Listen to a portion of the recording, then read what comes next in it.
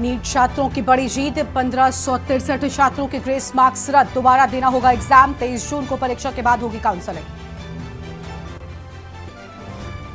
50वीं G7 summit में प्रधानमंत्री मोदी लेंगे हिस्सा। 13 से 15 जून तक इटली में शिखर सम्मेलन। चुनाव के बाद पीएम का पहला विदेशी दौरा। राजनाथ सिंह ने संभाला रक्षा मंत्री का कार्यभार। तीनों सेनाओं के अध्यक्ष रहे मौजूद। रक्षा मंत्री ने सेनाओं को और सशक्त बनाने की कही बात। कुवैत अग्निकांड में अब तक 49 लोगों की मौत, मृतकों में 40 से ज्यादा भारतीय। MOS कीर्तिवर्धन सिंह पहुंचे कुवैत। जम्मू में पुलिस ने जारी किए 4 आतंकियों के स्केच। भद्रवाह, थाथरी, गंदोह के इलाकों में छिपे होने की आशंका।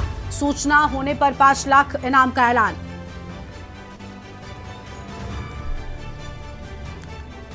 चौदह जून तक 8 राज्यों में जारी रहेगा भीषण गर्मी का तांडव। दिल्ली, यूपी, बिहार से लेकर हरियाणा तक प्रचंड लू। आप देख रहे हैं के न्यूज़, खबरों का सारथी।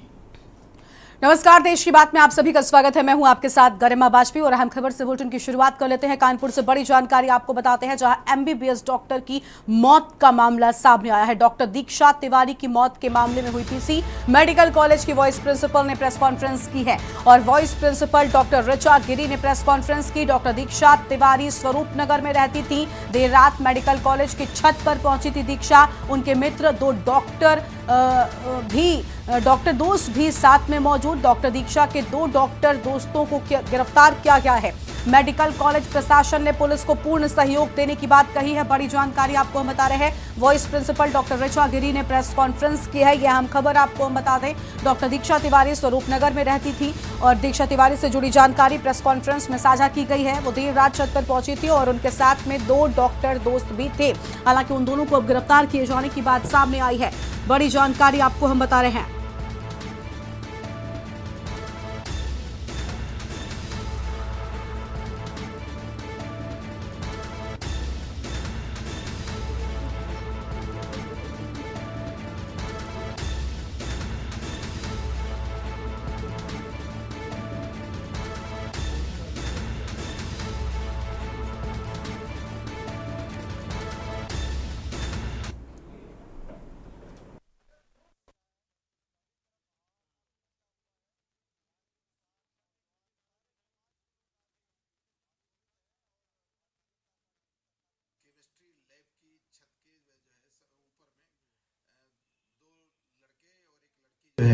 जो मेडिकल कॉलेज से पास आउट हो चुके थे और ये अब नौकरी भी करने लगे हैं।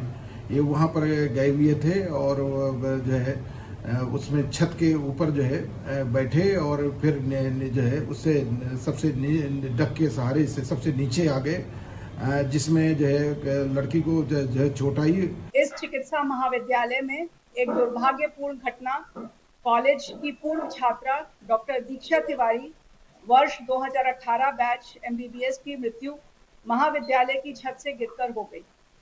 वर्ष 2023 में MBBS पूर्ण करने के उपरांत उन्होंने 2024 में इंटर्नशिप पूर्ण कर ली थी। डॉक्टर दीक्षा मेडिकल कॉलेज परिसर की निवासी नहीं थी।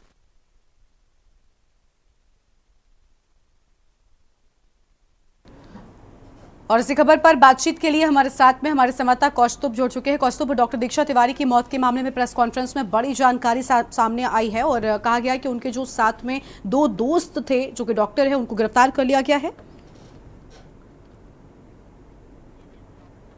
रूपनगर थाना क्षेत्र के मेडिकल कॉलेज की छत से गिरकर देर रात डॉक्टर दीक्षा तिवारी की संदिग्ध परिस्थितियों में मौत हुई थी। वही घटना से मेडिकल कॉलेज परिसर में हड़कंप मच गया। सूचना मिलते ही एडिशनल पुलिस कमिश्नर हरिश्चंद्र सहित पुलिस के आला अधिकारी मौके पर पहुंचे और CCTV समेत अन्य पहलुओं की जांच की है। फिलहाल पुलिस ने दीक्षा तिवारी के साथ जो 2 अन्य उनके मित्र थे डॉक्टर, उनको हिरासत में लेकर पूछताछ शुरू कर दी है। वहीं मेडिकल कॉलेज की वाइस प्रिंसिपल डॉक्टर ऋचा गिरी की तरफ से एक प्रेस कॉन्फ्रेंस की गई, जिसमें उनका साफ तौर पर कहना है कि डॉक्टर दीक्षा तिवारी और उनके जो 2 अन्य मित्र थे वो मेडिकल कॉलेज परिसर में नहीं रहते थे। वो अनाधिकृत रूप से मेडिकल कॉलेज की छत पर पहुंचे थे। जी बिल्कुल, लेकिन क्या अब तक इस मामले में कोई भी जो जांच है वो आगे बढ़ पाई है? इन दोनों ही डॉक्टर्स की गिरफ्तारी के बाद में क्या कुछ अब तक सच निकलकर सामने आ पाया है कि आखिर मौत कैसे हुई? जी बिल्कुल, बता दूं कि बताया जा रहा है कि ये तीनों लोग वहां पर पार्टी कर रहे थे। हालांकि ये एक जांच का विषय है। फिलहाल पुलिस ने डॉक्टर दीक्षा तिवारी के जो दो अन्य डॉक्टर मित्र थे उनको हिरासत में ले लिया है। पूछताछ लगातार की जा रही है। पुलिस अभी कुछ भी बोलने से इनकार कर रही है। आपको बता दें कि डॉक्टर दीक्षा तिवारी को इसी महीने 25 जून को मेरठ मेडिकल कॉलेज में ज्वाइनिंग भी लेनी। बिल्कुल, बहुत शुक्रिया कौस्तुभ आपका हमारे साथ जुड़ने के लिए, हम जानकारी साझा करने के लिए। तो बड़ी खबर आपको हम बता दें, वाइस प्रिंसिपल डॉक्टर रजवा केरी ने प्रेस कॉन्फ्रेंस कर कई अहम जानकारियां सामने आई हैं। बड़ी खबर आपको हम बता रहे हैं, अहम जानकारी।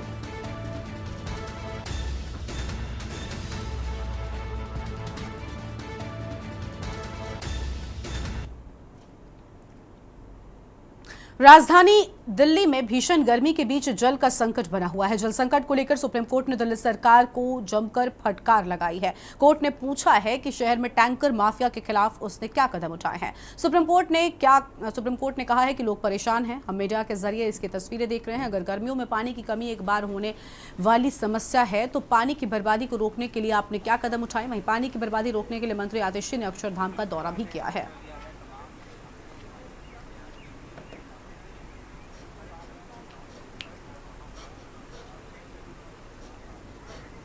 जैसे आपको पता है कि अभी दिल्ली में पानी का गंभीर संकट चल रहा है। पिछले कई दिनों से दिल्ली में बहुत सीवियर हीट वेव है, पानी की रिक्वायरमेंट ज़्यादा है, लेकिन हरियाणा से पानी कम आने की वजह से अभी दिल्ली में तकरीबन जो 1000 MGD पानी का प्रोडक्शन होता है उससे 40-45 MGD पानी का प्रोडक्शन कम हो रहा है। दिल्ली वाले काफ़ी परेशान भी हैं। तो इस परिस्थिति में हमारे लिए और भी ज़्यादा ज़रूरी हो जाता है कि कहीं पर भी एक बूंद भी पानी वेस्ट ना किया जाए। तो हमने दिल्ली जल बोर्ड की टीम्स के साथ, दिल्ली जल बोर्ड में ऑलरेडी कुछ पेट्रोलिंग टीम्स होती हैं जो ये मेन वाटर पाइपलाइन का नेटवर्क है जो आप देख रहे हैं। ये सोनिया विहार वाटर ट्रीटमेंट प्लांट से आ रहा है। ये राइजिंग मेन्स हैं जो साउथ दिल्ली की तरफ जा रही हैं। इससे आपका पूरा जंगपुरा का एरिया, निज़ामुद्दीन का एरिया, जीके का एरिया, ये पूरा साउथ दिल्ली का एरिया इस राइजिंग मेन से वाटर सप्लाई पाइप से प्रोवाइड होता है। इसी तरह की मेजर पाइपलाइन सारे वाटर ट्रीटमेंट प्लांट से निकल रही है। तो इसलिए हमने जो दिल्ली जल बोर्ड की पेट्रोलिंग टीम्स हैं उसके साथ साथ रेवेन्यू डिपार्टमेंट से ADMs, STMs की भी जिम्मेदारी लगाई है जो इस सारी पेट्रोलिंग को करेंगे।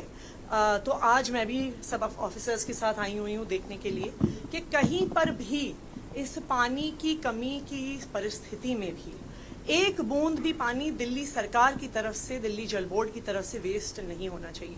बाकी हम इस बारे में भी प्रयासरत हैं कि हरियाणा से हमें, हिमाचल से हमें एक्स्ट्रा पानी मिले, क्योंकि अभी की परिस्थिति में जब पानी कम हुआ है तो पानी के प्रोडक्शन पे असर पड़ा है। नीट यूजी 2024 की परीक्षा और इसके परिणाम को लेकर विवाद जारी है। इसी बीच परीक्षा को लेकर कोर्ट का बड़ा फैसला सामने आया है।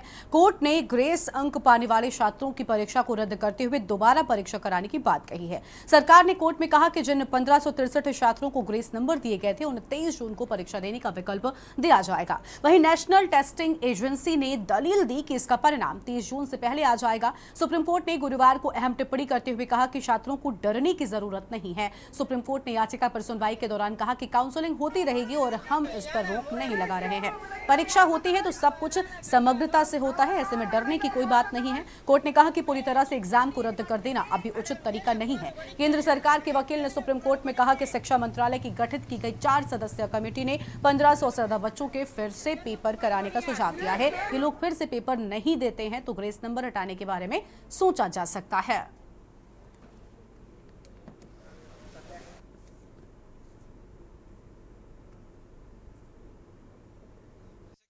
हैं कि नीट का रिजल्ट जिस दिन आया वो रिजल्ट आना था 14 तारीख को, वो रिजल्ट आया 4 तारीख को जिस दिन इलेक्शन के रिजल्ट्स आने थे। और उसके साथ साथ काफ़ी सारे उससे पहले डिस्क्रिपेंसीज हुए हैं, जैसे कि नीट के जो रजिस्ट्रेशन होता है उसको जब क्लोज कर दिया गया उसके 15 दिन बाद फिर 2 दिन के लिए रजिस्ट्रेशन को ओपन किया गया। उसके साथ साथ जो है पेपर लीकेज के वाक़यात हुए। पेपर लीकेज के बारे में बताया गया कि सिर्फ राजस्थान में हुआ। आज के इस इंफॉर्मेशन टेक्नोलॉजी के दौर में जब एक जगह पेपर लीक होता है तो वो वायरल होने में बिल्कुल सेकंड्स नहीं लगते हैं। तो ये दूसरी चीज़ हुई। उसके बाद जब रिजल्ट्स अनाउंस हुए, आर्बिट्ररी NTA ने जो है उसके रिजल्ट्स को जो है ग्रेस मार्क्स दे दिए हैं, जहां पे कुछ स्टूडेंट्स की कंप्लेन रिट पिटिशंस आए कि उनको जो है टाइम लैप्स हुआ, और जो स्टूडेंट्स जिनकी तरफ से रिट पिटिशन नहीं आ सकी उनके बारे में कोई क्लैरिटी नहीं है, तो ये भी आर्बिट्रेरी फैसला लिया गया। ये तमाम डिस्क्रिपेंसीज को देखते हुए हमने SIO स्टूडेंट इस्लामिक ऑर्गेनाइजेशन की तरफ से अब्दुल्ला फैज मैंने PIL दाखिल की थी सुप्रीम कोर्ट में, उसका आज उसको ले लिया गया है, टेकअप किया गया है। और पहली तो चीज़, एक अच्छी चीज़ ये हुई कि NTA के जो ग्रेवियंस सेल की तरफ से रिकमेंडेशन जो आए थे, उसने NTA ने उसको विड्रॉ कर लिया है ग्रेस मार्क्स के ताल्लुक से, और कहा है कि जितने भी स्टूडेंट्स को टाइम लैप्स का कंप्लेन आया है, वो तमाम स्टूडेंट्स को जो ग्रेस मार्क्स दिए गए हैं, वो ग्रेस मार्क्स के अलावा जो ओरिजिनल मार्क्स है वो दिए जाएंगे, और उनको ये ऑप्शन दिया जाएगा कि वो चाहे तो फिर से री एग्जाम भी लिख सकते हैं। इसके अलावा इन 1500 स्टूडेंट के अलावा दूसरे भी जो रिट पिटिशंस पेंडिंग है हाई कोर्ट्स में या सुप्रीम कोर्ट में, उन स्टूडेंट्स को भी जो है एग्जाम लिखने का, री एग्जाम लिखने का मौका दिया जाएगा। ये एक अच्छी चीज़ है।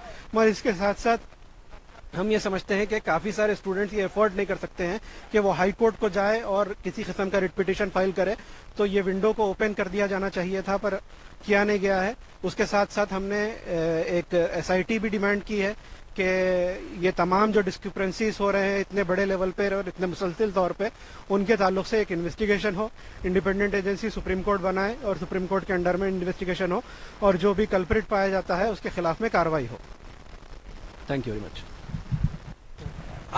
आज कोर्ट ने ये आदेश किया है कि जो भी हमने इश्यूज रेज किए थे रिगार्डिंग ग्रेस मार्क्स को लेके, उसके लिए कोर्ट ने हमको ये आदेश दिया है कि आप कोर्ट ने NTA ने आके ये क्लैरिफिकेशन दिया है, उन्होंने एक कमेटी बनाई और आके ये क्लैरिफिकेशन दिया है कि ये ग्रेस मार्क्स जो है जिसको भी अवार्ड किए गए हैं वो सब दोबारा से इस एग्जाम में अपियर होंगे 23 जून को, और 30 को इसका रिजल्ट डिक्लेयर होगा।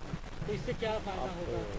इससे फायदा ये होगा कि एटलीस्ट ये जो यहाँ पर एनोमलिटीज थी, जो भी प्रॉब्लम्स थी जो हम लोग फेस कर रहे थे, जो आर्बिट्रेरली आपने ग्रेस मार्क्स अवार्ड किए थे, उसको कोर्ट ने हम एक्सेप्ट कर लिया है कि हाँ वहाँ गलतियां थी, और NTA ने भी एक हिसाब से उसको एक्सेप्ट ही किया है कि हाँ कुछ गलतियां थी, इसीलिए उन्होंने री एग्जामिनेशन के लिए बोला है। और क्या इश्यूज आपने रेज किए थे? और उसके अलावा हमने इश्यूज किए थे, जैसे आपने एग्जाम रजिस्ट्रेशन रीओपन किया एक बार बंद होने के बाद, फिर दूसरा था पेपर लीक की जो घटनाएं हुई हैं उसके बारे में कोर्ट को संज्ञान लेना है, वो इश्यूज हमने रेज किए थे। तीसरा एक हमने SIT बनाने के लिए एक और अपनी प्रेयर रखी है कोर्ट के सामने, जो कि कोर्ट ने बोला कि 8 जुलाई को केस लगा हुआ है, उसी दिन आपकी ये सारी रिपोर्ट ये सारी सुन। जो एक वातावरण बनाई जा रही है कि बहुत बड़ा एनामोली हुई है नीट के संबंध में, पिछले दिनों में नीट में आपकी जानकारी के लिए बताऊं 24 लाख स्टूडेंट्स अपीयर करते हैं, लेकिन मैं विद्यार्थियों को, मुख्यतः अभिभावकों को आश्वस्त करना चाहूंगा, भारत सरकार और उसके इंस्ट्रूमेंट NTA कमिटेड है बच्चों को ट्रांसपेरेंट तरीका से अपने संतुष्टि से न्याय देने के लिए। इस बार 24 लाख बच्चे सक्सेसफुली एग्जामिनेशन भी दिए हैं। पेपर लीक का मामला आया है सर? कोई पेपर लीक नहीं है, में अरेस्ट हुआ है, कोई पेपर लीक नहीं है। मैं आपको विनम्रता से कहूं, पेपर लीक की कोई घटना की कोई पुख्ता प्रमाण नहीं है। ऐसा कुछ कोर्ट के सामने आएगा निश्चित रूप कोर्ट में हुआ है, अर्जी डाली गई है। कोई अर्जी, अरे भाई किसी ने अर्जी डाला है, कोई प्रमाण है क्या? कोई क्वेश्चन लिख के कोई भी प्रमाण नहीं है। कुछ जो 1550 बच्चों के लिए जो एक मॉडल अपनाया गया था, वो भी कोर्ट रिकमेंडेड एक मॉडल था, लेकिन उसमें से कुछ अनोमलीज आई है, उसके ऊपर भी एक एकेडमिक कमेटी बैठ गई है, उन्होंने रिकमेंडेशन दिया। वो सारा दलील अभी अभी जब हम चर्चा कर रहे हैं कोर्ट के सामने है, कोर्ट के फैसला को आने दीजिए। कोर्ट ने कह दिया है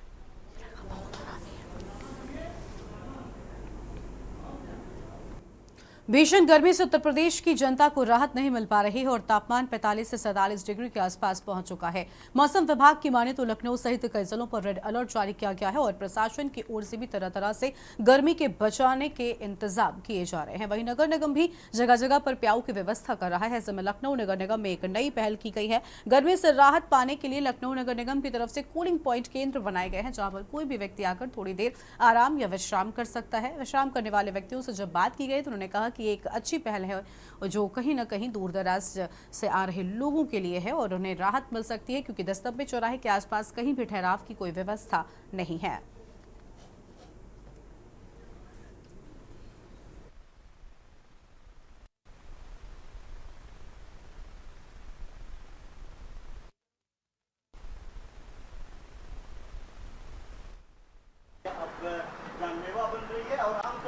तो नौतपा का वक्त था और नौतपा में किस तरीके से जो माहौल था, जो गर्मी। उत्तर प्रदेश में चुनावी तापमान तो कम हो चुका है, लेकिन हीटवे का तापमान लगातार बढ़ता चला जा रहा है। और इस वक्त हम राजधानी लखनऊ के 1090 चौराहे पे हैं, जहां पर लखनऊ का तापमान नापने का प्रयास कर रहे हैं। और इसको लेकर के लखनऊ नगर निगम ने एक बड़ी सी पहल की है। लखनऊ नगर निगम की तरफ से जो है इस बार एक कूलिंग पॉइंट बनाया गया है। ये हमारे ठीक सामने जो है देख सकते हैं कि जिस तरीके से लगातार राजधानी लखनऊ का तापमान जो है 45 से 47 डिग्री के आसमान चल रहा है। इसको लेकर के जनता को राहत देने के लिए लखनऊ नगर निगम के द्वारा जो है कूलिंग पॉइंट बनाया गया है, जहां पर सभी लोग यहां पर आ करके जो है विश्राम कर सकते हैं। लखनऊ नगर निगम ने जिस तरीके से पहल की है, ये राहत है, अच्छी बात है। अच्छी बात है, अच्छी बात है। क्या कहना चाहेंगे लखनऊ नगर निगम की तरफ को? बहुत बढ़िया काम हुआ है। मैं स्टाफ हूँ यहाँ का। अच्छा, आप स्टाफ है। अच्छा, तो ये बताइए, आप स्टाफ यहाँ के हैं तो कितने लोग यहाँ पे आते हैं लगभग जो है? अभी तो मैं आया हूँ यहाँ पे, अभी फर्स्ट टाइम आ रहा हूँ, मुझे देखा नहीं हूँ यहाँ पे कौन कौन आते हैं, लेकिन आते रहते हैं लोग। अच्छा, लोग आते रहते हैं। तो स्टाफ किस चीज़ के आप हैं? जो पार्क है यहीं के स्टाफ हूँ। अच्छा, पार्क की साफ सफाई काम आपके पास है। आप भी पानी पीने आए हैं? पानी ठीक अभी आए हम, पहली बार हम देखे क्या सुविधा है, तो देखा अच्छी व्यवस्था है। होता क्या नगर निगम ने इस बार व्यवस्था की है, कैसी अच्छा लग रहा है? बहुत अच्छा लग रहा है। ये बहुत बड़ी राहत का काम किया है माननीय सुषमा खरगवाल जी ने, माननीय मेयर साहिबा ने बहुत अच्छा काम किया है। बता नहीं सकते, इतनी संतुष्टि हुई। हम लोग परेशान रहते थे, हम लोग ऑन ड्यूटी रहते हैं हमेशा, तो पत्रकार हैं हम लोग भी, तो हम लोग रास्ते से निकल रहे होते हैं तो कुछ एक थोड़ी देर का आराम चाहिए होता है, तो वो यहाँ मिल रहा है। और हमारे साथ साथ हमारे और भी भाई जितने बैठे हैं सब बड़े खुश हैं। क्या दादा, कैसा महसूस कर रहे हैं? क्योंकि भाई नगर निगम की तरफ से अच्छी है भाई, बहुत अच्छी है। राहत मिल रही है, राहत मिल रही है। आदमी धूप में जा रहे हैं, 2 मिनट यहाँ आराम मिल जाएगा तो बहुत राहत है। इससे और अच्छा क्या है? अच्छा, मतलब पानी की व्यवस्था भी है, गुड़ भी है, हर गुड़ भी रखे हैं, हर चीज़ की सुविधा है। लोग जो हैं यहाँ पर आ रहे हैं, आप देख सकते हैं किस तरीके से लोग जो हैं यहाँ पर आ करके जो है पानी और शरबत का सेवन जो है वो करते नज़र आ रहे हैं। साफ तौर पे ये एक बड़ी राहत की खबर है लखनऊ वासियों के लिए, खास तौर पे जो लखनऊ वासी यहाँ से गुजरते हैं शहर से 1090 चौराहे से, तो उनको लेकर के लखनऊ नगर निगम की तरफ से ये बड़ी पहल जो है वो की गई है। और ऐसे में प्रशासन की तरफ जो व्यवस्थाएँ जो की जाती हैं हीटवे को लेकर के, वो ज़मीनी हकीकत पर भी आज जो है दिखाई देती हुई नजर आ रही हैं। कैमरामैन अजित तिवारी के साथ मैं संदीप मिश्रा, के न्यूज़, लखनऊ। उत्तर प्रदेश के सूक्ष्म लघु एवं खादी एवं ग्रामोद्योग रेशम मंत्री राकेश सचान ने रेशम विभाग की समीक्षा बैठक की है। बैठक में उत्तर प्रदेश के सभी अधिकारियों को वीडियो कॉन्फ्रेंसिंग के थ्रू जोड़ा गया और वहीं मंत्री राकेश सचान ने के न्यूज़ संवाददाता संदीप मिश्रा से खास बातचीत की और कहा कि इस पर रेशम विभाग को 14 करोड़ का लक्ष्य मिला है। इसको पूरा करने के लिए अधिकारियों के साथ आज बैठक की है। साथ ही पुराना फीडबैक जानने का प्रयास भी किया गया है। अगर कहीं पर गड़बड़ी मिलती है तो वहां पर कार्रवाई भी की जाएगी।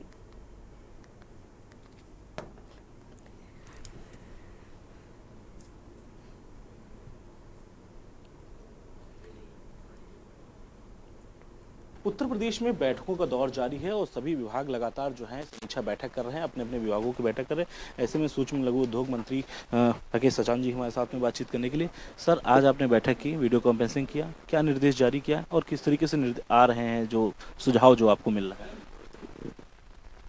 देखिए, चुनाव में काफ़ी समय, चूँकि मार्च में बजट फरवरी में पास हुआ था, मार्च अप्रैल ये 3 महीने के बाद अधिकारी भी हमारे चुनाव में लगे थे, हम लोग भी चुनाव में लगे थे, तो काफ़ी समय इधर बीत गया है। और अब हम लोग अपने विभाग के सारे अधिकारियों के साथ और जनपद के अधिकारियों के साथ बैठ करके विभाग की समीक्षा की, बजट की समीक्षा और जो हमारी योजनाएं चल रही है, सिल्क समग्र योजना जो चलती है, कि इस योजनाओं के पर ज़्यादा से ज़्यादा लोगों को जोड़ करके रेशम को उत्पादन बढ़ाने पर भी चर्चा। और पूरे उत्तर प्रदेश में जो सरकार का एक अभियान है कि 35 करोड़ पेड़ लगाए जाने का लक्ष्य रखा गया, जिसमें 14 लाख हमारे रेशम विभाग को लक्ष्य दिया गया है।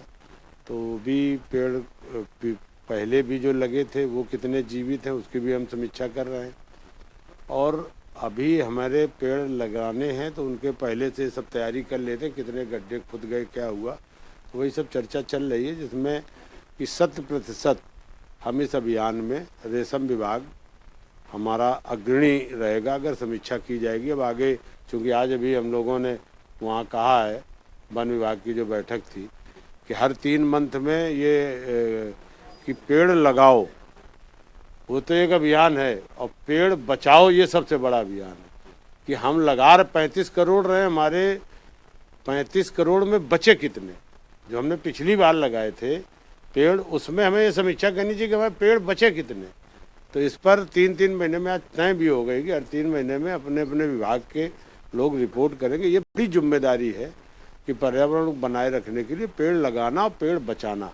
पेड़ तभी बचता है जब लोग अभियान के तरीके इस पर ध्यान देंगे, जिम्मेदारी समझेंगे। तो ये एक अभियान की चुनौती है, उसको हमारे विभाग ने पूरी तरह से मुख्यमंत्री जी के जो निर्देश हैं उसके अनुरूप हमारा विभाग काम भी कर रहा है। और विभाग, रेशम विभाग को जो मुख्य लक्ष्य है कि हमारा उत्पादन बढ़े, इस पर भी हम लोग आगे काम कर रहे हैं। इस उत्पादन आगे बढ़ाने को लेकर के किसानों को कैसे जोड़ेंगे आप, किस तरीके से जोड़ रहे हैं ज़्यादा से ज़्यादा, क्योंकि बहुत से किसानों के पास तक आप तक का मैसेज नहीं पहुंच पाता है?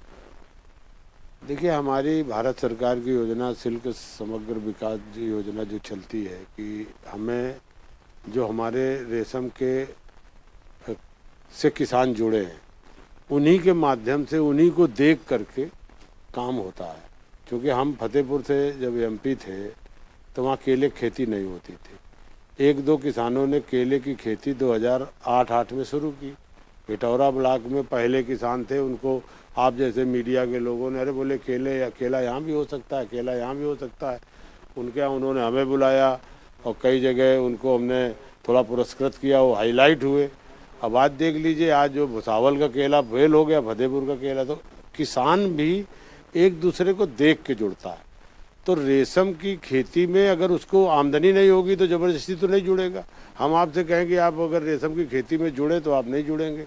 आप जुड़ेंगे और अगर आपको लाभ होगा, अच्छा उसका आपको इनपुट मिलेगा, उसको फ़ायदा मिलेगा उत्पाद का, तभी आप जुड़ेंगे। तो वो चीज़ हम लोग समझाते हैं, जो जुड़े हैं वो लोगों को जोड़ रहे हैं। तो धीरे धीरे हम लोग लगातार उत्पादन बढ़ा रहे हैं, प्रतिवर्ष इसका उत्पादन हमारा बढ़ रहा है और उसी ओर हम आगे बढ़ रहे हैं। अभी आप वीडियो कॉन्फ्रेंसिंग के फीडबैक ले रहे थे, हर जिले के कई जिलों को लिया आपने, जहाँ पर अगर गड़बड़ी देखते हैं तो क्या कार्रवाई इस पर होती है या उसको निर्देश दे दिया जाता है? नहीं, अब गड़बड़ी देखिए ऐसा है कि अब गड़बड़ी के लिए हमारे अब अधिकारी महोदय आए हैं। अब ये भी समीक्षा करेंगे, अगर कहीं कोई लापरवाही पाई जाएगी अधिकारियों की तो कार्रवाई भी करना है। क्योंकि हमें अपने लक्ष्य को प्राप्त करना है, अपने उत्पादन को भी बढ़ाना है, ज़्यादा से ज़्यादा लोगों को इससे जोड़ना है, ये हमारा लक्ष्य है। और उत्पादन का कोई लक्ष्य सर डिसाइड हुआ है? अब तय करेंगे मीटिंग में। अभी हमारे साथ में उत्तर प्रदेश सरकार में कैबिनेट मंत्री राकेश सचान जी, जिनका साफ तौर पे कहना है कि लगातार हम लोग उत्पादन बढ़ा रहे हैं और इसी तर्ज पर अधिकारियों को भी निर्देशित करते हुए नजर आ रहे हैं। कैमरामैन अदिति तिवारी के साथ मैं संदीप मिश्रा, के न्यूज़, लखनऊ। भारत के सुप्रसिद्ध मसालों के निर्माता में शुभम गोल्डी मसाले प्राइवेट लिमिटेड कानपुर द्वारा अपने वितरक व विक्रेताओं का सम्मान समारोह लखनऊ के होटल हॉलिडे इन में बड़े ही हर्ष और उत्साह के साथ संपन्न हुआ। कार्यक्रम का उद्घाटन कंपनी के प्रबंधक निदेशक सुदीप गोयंका द्वारा गणेश पूजन व दीप प्रज्वलन करके किया गया। इस दौरान सुदीप गोयंका ने गोल्ड समूह के निदेशकों, वितरकों और कर्मचारियों की कड़ी मेहनत, बढ़िया क्वालिटी और वाजिब दाम के साथ ही बदलते मार्केटिंग परिवेश को ध्यान में रखते हुए टेक्नोलॉजी, उत्पादन, विस्तार, मार्केटिंग तथा प्रचार में जो नए प्रयोग किए गए तो वही गोल्डी की सफलता के मूल मंत्र हैं। गोल्डी को मार्केटिंग की नीति का खुलासा करते हुए गोयंका जी ने बताया कि गोल्डी ने अपने सभी वितरकों के मध्य समान मार्केटिंग सिस्टम से ही आज सफलता के इस मुकाम पर अपनी जगह बनाई है। उन्होंने पूर्व में चली भारत अमृत महोत्सव उपहार योजना और लकी ड्रॉ में निकाली कार की चाबी विक्रेता में शीतला ट्रेडर्स लखनऊ एवं मोटरसाइकिल की चाबी विक्रेता में सार्थक एंटरप्राइजेस लखनऊ को पुरस्कार देकर सम्मानित किया। महोत्सव में जो लाई गई थी उसके तहत यहाँ पर एक कार के नाम में निकली, इसका पुरस्कार वितरण हमने यहाँ तक आकर किया है। मुझे पूरा विश्वास है जिस तरह से ग्राहकों ने गोल्डी समूह को पिछले 45 वर्षों से अपना प्यार दिया है, चाहे मसाले हो, अचार हो, चाय हो, नूडल्स हो, अगरबत्ती हो, उसी के तहत हमने एक नई गोल्डी फ्रेश लॉग रीसीलेबल पाउच डब्बे के अंदर अपने ग्राहकों के लिए लॉन्च किया है, जिसको बढ़ चल के ग्राहकों ने एक्सेप्ट किया है। Goldie tomato ketchup standee pouch में आधा किलो की पैकिंग हमने लॉन्च करी है, खासतौर से अपने हलवाई या बल्क यूजर के लिए। उसके साथ गोल्डी डबल इंजन डिटर्जेंट आज यहाँ लॉन्च किया गया है, जिसकी भी धीरे धीरे एक्सेप्टेंस और शुद्धता और उसकी क्वालिटी के आधार पर बाजार में पहुँच रहा है। लोकसभा का चुनाव खत्म होते ही सभी विभागों में समीक्षा बैठकों का दौर शुरू हो चुका है। ऐसे में वन विभाग में वन मंत्री अरुण कुमार सक्सेना ने विभागीय अधिकारियों के साथ बैठक की है। बैठक के बाद के न्यूज संवाददाता संदीप मिश्रा से खास बातचीत की। उन्होंने कहा कि इस बार 35 करोड़ पौधे लगाने का लक्ष्य मिला है, जिसमें सभी विभागों को पौधे लगाने का काम बांटा गया है। इसके साथ ही उन्होंने ये भी कहा कि लखीमपुर खीरी में पानी की समस्या जो थी उसे दूर किया गया है, क्योंकि भीषण गर्मी में वन्यजीव भी परेशान है।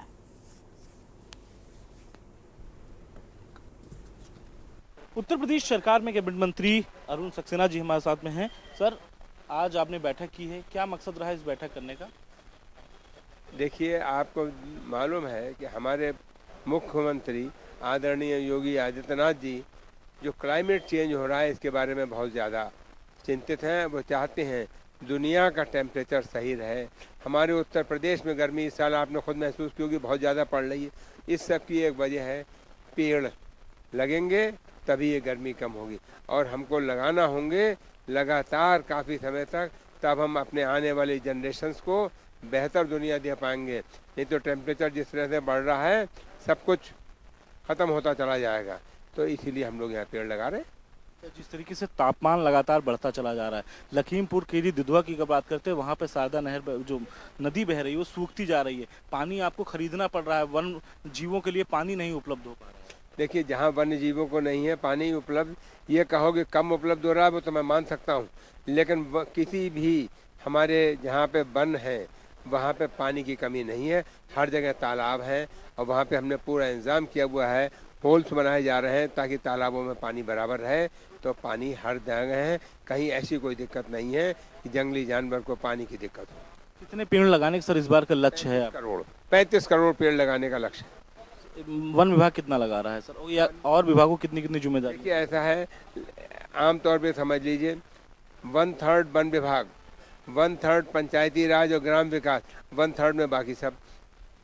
अच्छा, अखिलेश यादव जो पूर्व मुख्यमंत्री है, जिनको वो एक पौधा है सबसे ज्यादा पसंद, वो लग रहा है कि नहीं इस बार? देखिए, ऐसा है, हम उनका सम्मान करेंगे, वो भी आए पौधारोपण करें। ये तो सभी का काम है, सभी जनता जो पौधा वो लगाना चाहेंगे हम उनके लिए वही पौधे का इंतजाम करेंगे।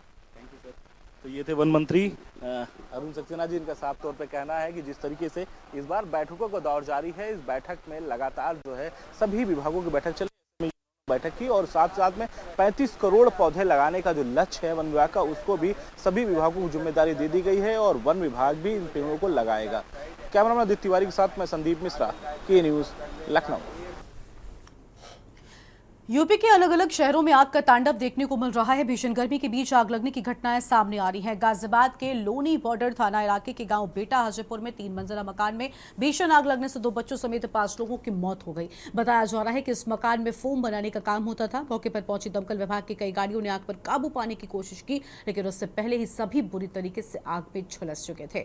जानकारी मिली थी कि इस आग में 2 बच्चों, 2 महिलाओं और 1 युवती के फंसे होने की बात सामने आई। पुलिस ने मिली जानकारी के मुताबिक गाँव में इश्तियाक अली का 3 मंजिला मकान है। वहीं बहराइच खैरीघाट थाना क्षेत्र अंतर्गत राजापुर धनवा इलाके में तार से लगी आग से घर में फैल गई। आग से घर का सामान जलकर खाक हो गया। मौके पर पहुंचे दमकल कर्मियों ने दीवार तोड़कर बच्चों को बाहर निकाला है।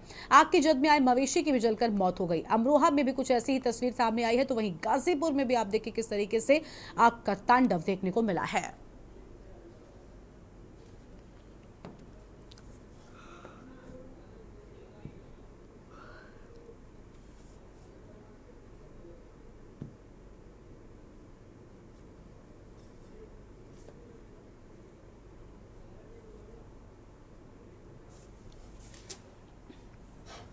और एक छोटे से ब्रेक के लिए आप रुकते हैं, फौरन हाजिर होंगे। आप देख रहे हैं के न्यूज़, खबरों का सारथी।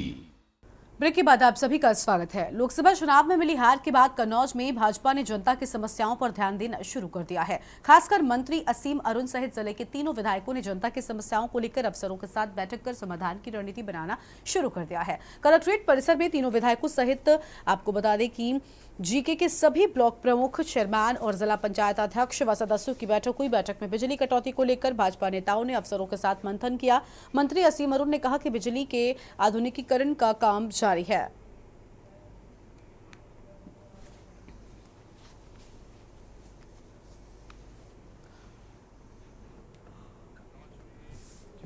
इसके लिए सिंचाई की व्यवस्था को और ठीक करने के लिए और आने वाली बारिश के मानसून के हिसाब से नाली सफाई अभियान, गड्ढे दूर करना, इसके ऊपर भी काम हो रहा है। इसकी आज मेरे द्वारा आदरणीय विधायक छिबरामऊ, आदरणीय विधायक तिरवा और जिलाधिकारी महोदय और सारे जनप्रतिनिधि, ब्लॉक प्रमुख, पंचायत, नगर पालिका अध्यक्ष मिल करके समीक्षा कर रहे हैं, अधिकारियों के साथ समन्वय कर रहे हैं। क्योंकि मेरा हमेशा मानना रहा है कि जो निर्वाचित यानी इलेक्शन के द्वारा आए हुए पदाधिकारी हैं और अधिकारी जो कोई परीक्षा पास करके आए हैं, दोनों का मिल करके सामंजस्य के साथ काम करना जरूरी है।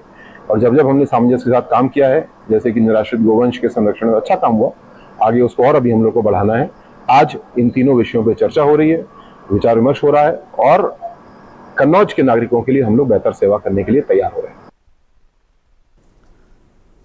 कानपुर राष्ट्रीय दिव्यांग पार्टी ने सीएमओ को ज्ञापन सौंपकर दिव्यांग बोर्ड की खामियां दूर करने की मांग की है। पार्टी के राष्ट्रीय अध्यक्ष वीरेंद्र कुमार ने कहा कि दिव्यांग बोर्ड ने पैर से दिव्यांग का ऑनलाइन आंख का प्रमाण पत्र बनाकर दिया है। बहुत से दिव्यांग जन के प्रमाण पत्र में दिव्यांगता ही दर्ज नहीं है। जिनके दिव्यांगता प्रमाण पत्र में कोई त्रुटि हो गई है और उसे सुधार का विकल्प खत्म कर दिया गया है। दिव्यांगजन प्रमाण पत्र में गलतियों के सुधार के लिए दिव्यांग बोर्ड के चक्कर काट रहे हैं।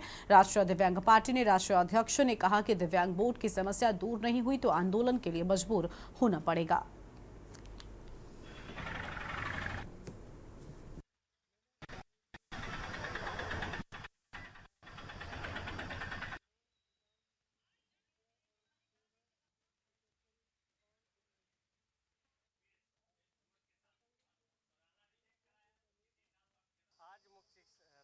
दिव्यांग पार्टी द्वारा मुख्य चिकित्सा अधिकारी को ज्ञापन दिया गया है।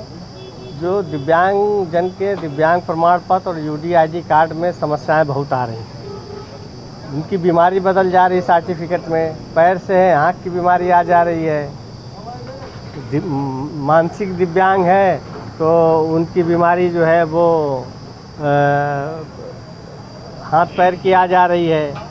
इस तरह तमाम समस्याएं हैं। जिनका पहले से सर्टिफिकेट बना है 50% का, उनका दोबारा संशोधन के लिए डाल रहे हैं एप्लीकेशन, तो वो जो है रिजेक्ट कर दिया जा रहा है।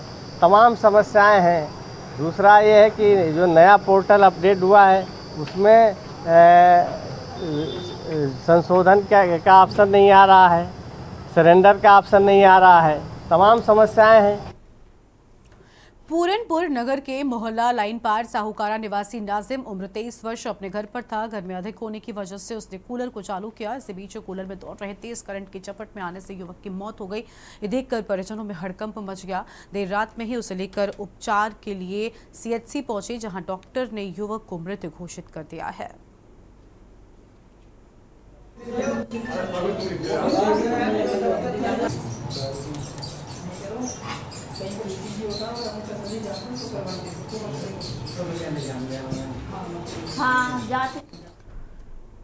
प्रदेश के मुखिया सीएम योगी ने आवारा गोवंशीय पशुओं के लिए आसरा दिया और पूरे प्रदेश में गौशालाएं बना जाने के निर्देश दिए। लेकिन आज हम आपको कुछ तस्वीरें अमरोहा से दिखाएंगे जो आपको झकझोर देंगी। जिले के अधिकारी सरकार की फजीहत कराने में कोई कसर नहीं छोड़ रहे हैं। ये जिले में ऐसा कोई पहला मामला नहीं है। जिससे पहले भी कई मामले सामने आ चुके हैं जहां 100 से अधिक गायों की मौत हो चुकी है। अमरोहा में मानवता को शर्मसार कर देने वाली ये तस्वीरें सामने आई हैं जहां जिंदा गायों को दफनाया जा रहा है। इस मामले में बजरंग दल, विश्व हिंदू परिषद के कार्यकर्ताओं को जब इसकी जानकारी हुई तो हसनपुर तहसील क्षेत्र में बनी कान्हा गौशाला पर जमकर हंगामा किया है, जिसके बाद मौके पर कुछ जिंदा गायों को जेसीबी से दबाया जा रहा था और हसनपुर एसडीएम भगत सिंह पर जिंदा गायों को दबाने का आरोप भी लगाया, जिसमें 20 से अधिक गायों की मौत का आरोप लगाया गया। यार इसे पानी पिला दो बेचारी को। मुंह पर डाल, मुंह पर डाल, मैं भी लाता हूं। और दिखाओ यार कितने गाय दबा दी है, जिंदी सब जिंदी डाल के दे। रुक जा बस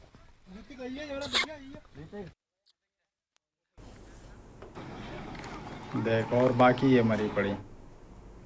गाजीपुर के मऊ सदर सीट से विधायक और मरहूम माफिया मुख्तार अंसारी के बेटे अब्बास अंसारी की कस्टडी पैरोल की मियाद 12 जून को पूरी हो गई है।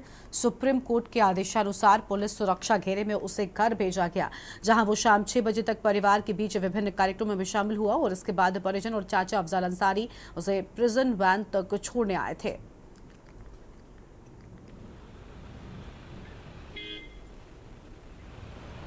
मऊ सदर विधायक अब्बास अंसारी को जो है 10, 11, 12 जो है 3 दिन की पेरोल की अनुमति मिली थी अपने परिवारजनों से मिलने के लिए, और अपने पिता मरहूम जो है मुख्तार अंसारी की प्रार्थना सभा में जो है शामिल होने की अनुमति मिली थी।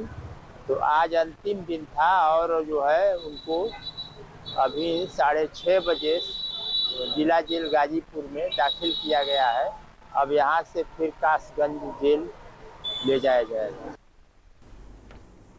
बदायूं के जिला अस्पताल की इमरजेंसी का वीडियो सामने आया है। इसमें एक फार्मासिस्ट मानसिक विक्षिप्त को डंडे से पीटता दिखाई दे रहा है। विक्षिप्त युवक के साथ जमकर हाथापाई और धक्का मुक्की भी की गई है। मामला चर्चा में आने के बाद सीएमएस डॉक्टर कप्तान सिंह ने शुरुआत में तो अनभिज्ञता जाहिर की, लेकिन बाद में संबंधित फार्मासिस्ट को बुलाकर जवाब तलब किया है।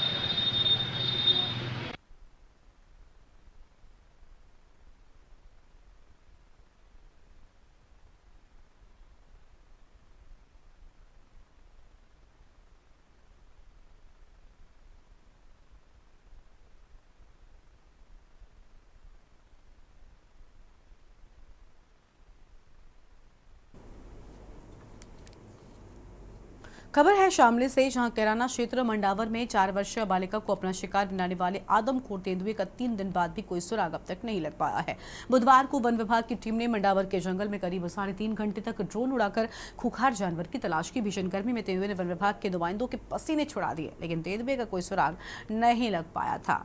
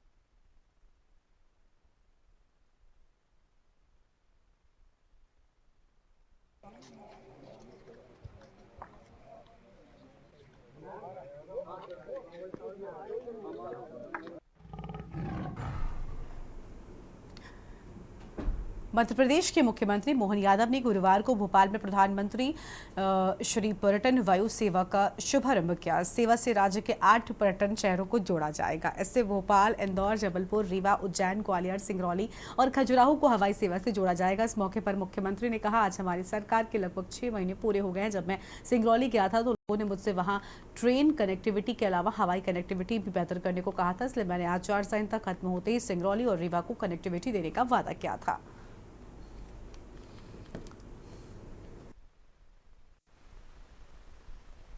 देश के अंदर एकमात्र राज्य है मध्य प्रदेश था जिसने एयर एम्बुलेंस की ऐसी व्यवस्था बना के रखी, और अब ये समाज के लिए समर्पित है, समाज इसका लाभ लेगा।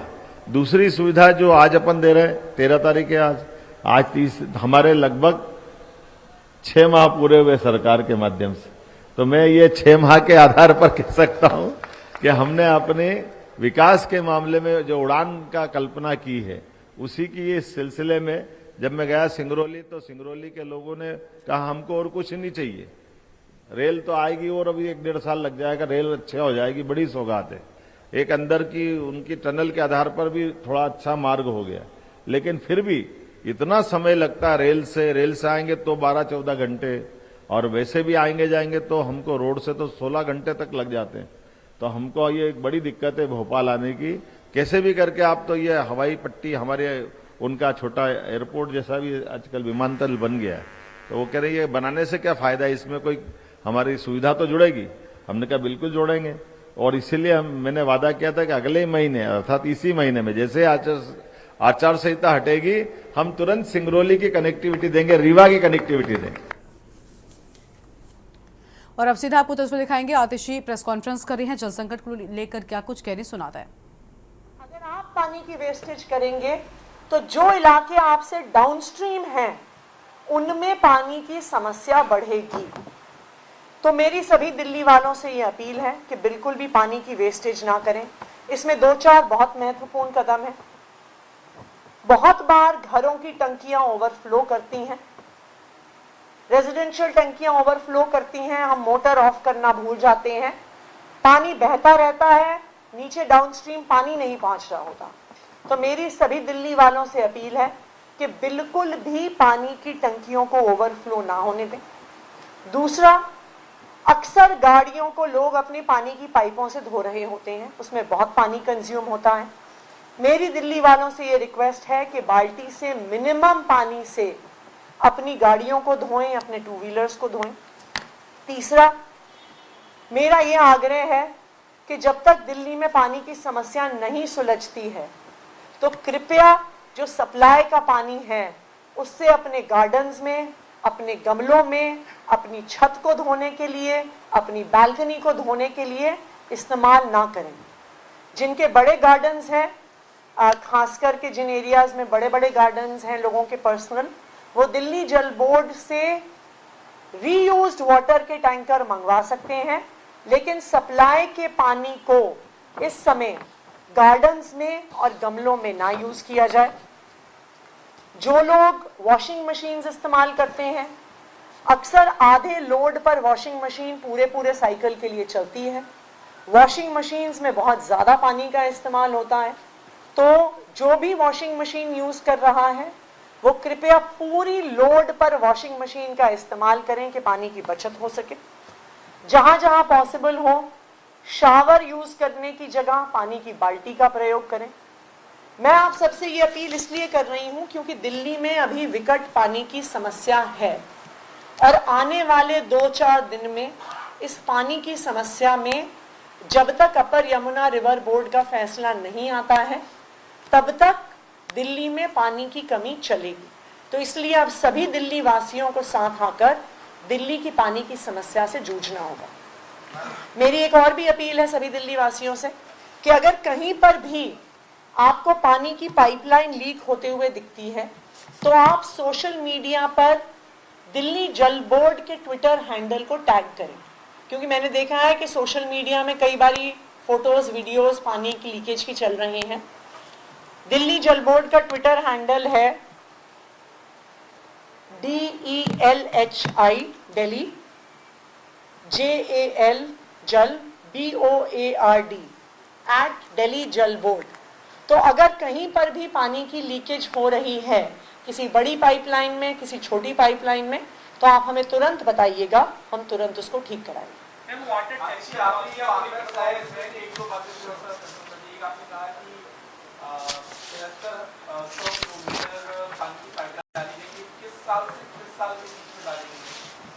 ये पिछले 9 सालों में डाली गई है। ये पिछले 6 महीने में। छोटे पाइपलाइंस के लिए देखिए, बड़ी पाइपलाइन की जब लीकेज होती है जो मेंस जिसके बारे में मैं कह रही थी अफवाहें फैलाई जा रही हैं, अगर बड़ी पाइपलाइन में लीकेज होती है तो बहुत बड़ा फव्वारा 15-20 फुट का उसमें से निकलता है। जब 15-20 फुट का फव्वारा निकलता है तो वो कहीं पर भी विजिबल होता है, नंबर 1। और नंबर 2, बड़ी पाइपलाइन में लीकेज इसलिए तुरंत डिटेक्ट हो जाती है क्योंकि वाटर प्रेशर कम होता है, तो तुरंत आपके यूजीआर के फ्लो मीटर में पता चल जाता है कि पानी नहीं आ रहा है। इसलिए मैं कह रही हूं कि जहां पर भी ऐसी अफवाह फैलाई जा रही है कि बड़े स्केल पर लीकेज हो रहा है, वो सूचना बिल्कुल गलत है। मैम, हिमाचल की उड़न पे क्या कहेंगे? पहले पानी का वादा किया, पैसा भी पे कर रहे थे, और कांग्रेस की सरकार है, क्या चुनाव खत्म से ही उन्होंने अपना मुंह मोड़ लिया?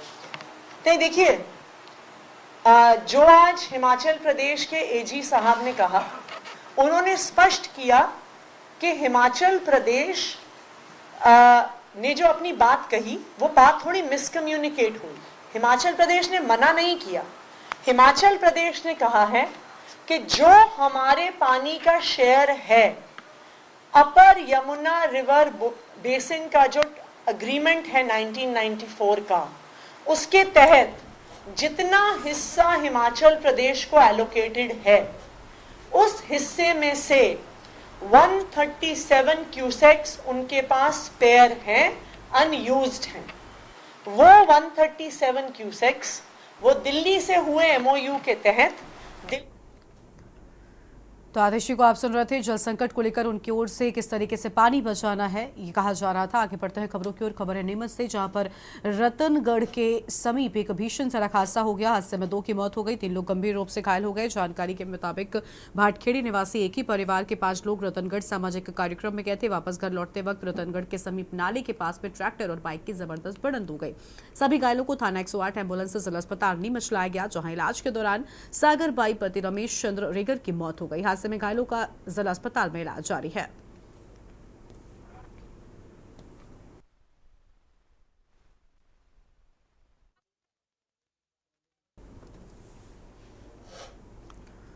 यमुनानगर के सढ़ौरा विधानसभा के अंतर्गत आने वाले घाड़ क्षेत्र के कई गांवों के लोगों ने गांव मध्यपुर पर पुल बनाने की मांग को लेकर लघु सचिवालय पर प्रदर्शन किया और सरकार के खिलाफ जमकर नारेबाजी की है। जिला आयुक्त के माध्यम से मुख्यमंत्री के नाम ज्ञापन भी सौंपा है। इस मौके पर कांग्रेस के वरिष्ठ नेता ब्रजपाल छप्पर ने कहा कि घाड़ क्षेत्र के गाँव मध्यपुर पे पुल निर्माण को लेकर कई सालों से हम सरकार से गुहार लगा रहे हैं। 12 गाँव के बीच में बनने वाले इस पुल से आसपास के 40 गाँव प्रभावित होते हैं। ये पुल 3 प्रदेशों को जोड़ता है और उन्होंने कहा कि इस पुल के न बनने से हरियाणा प्रदेश के बच्चे स्कूल में पढ़ने के लिए हिमाचल प्रदेश के गांव पैरोडी में जाते हैं।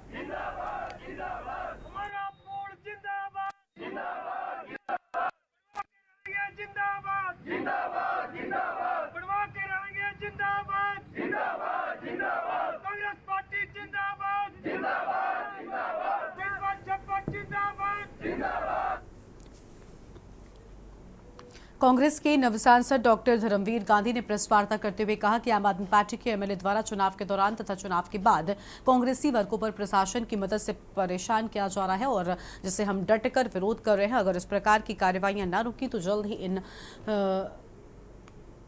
के घर का घेराव कांग्रेसी वर्कर करेंगे।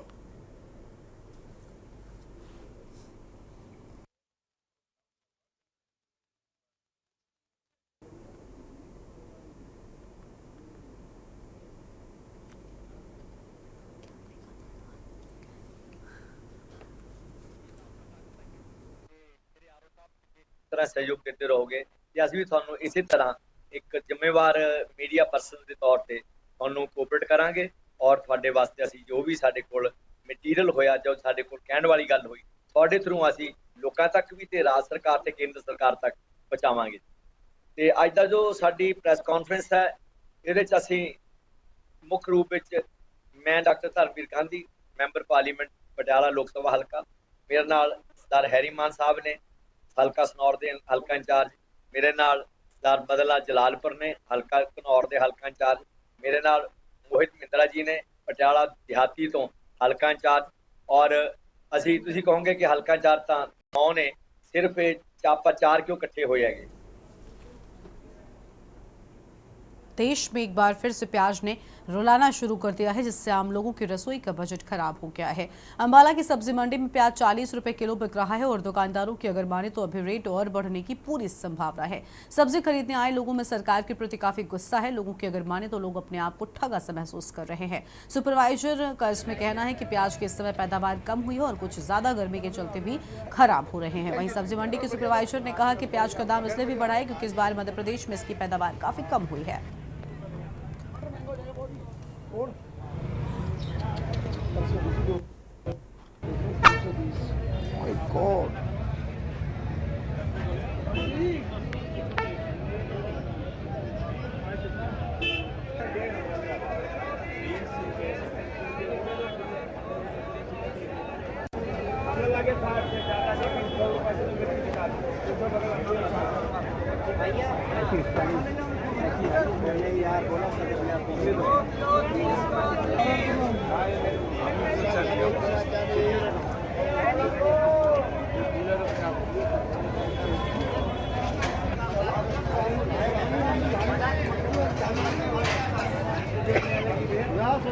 आलू का रेट सर इसलिए बढ़ रहा है क्योंकि फसल नहीं है इस टाइम आलू की, स्टोर में कम होता जा रहा है आलू। और प्याज की तेज रिपोर्ट इस वजह से है, थोड़ा सुनने में आया है कि गवर्नमेंट जो है वो बाहर भेज रही है। हिंदुस्तान वाले महंगाई खाएंगे। आज के रेट की बात करें तो क्या रेट है? आज की डेट में रेट जो है वो 36 से लेकर 40 रुपये किलो तक का रेट है। मार्केट में अगर हम किसी फड़ी वाले से लेंगे, रेडी वाले से लेंगे तो कम से कम 50 रुपये किलो प्याज देगा वो। आलू जो है आज की डेट में 40 रुपये किलो है। कम होता है बहुत ज़्यादा कम होता है सर, बहुत फर्क पड़ता है। प्याज का दाम ये इसके कई कारण हैं इसमें। एक तो इसकी प्रोडक्शन कम हुई है, जो अपना मध्य प्रदेश में प्रोडक्शन होती है वो बहुत कम हुई है, लगभग 60% कम हुई है। और दूसरा रीज़न ये है कि जो गर्मी ज़्यादा होने की वजह से ये गलन सड़न ज़्यादा हो चुकी है, उसकी वजह से वेस्टेज ज़्यादा हो जाती है, गल सड़ जाता है, जिसकी वजह से रेट बढ़ गए हैं। और देश की बात में फिलहाल इतना ही। आप देख रहे हैं के न्यूज़ इंडिया। नमस्कार। आप देख रहे हैं के न्यूज़, खबरों का सारथी।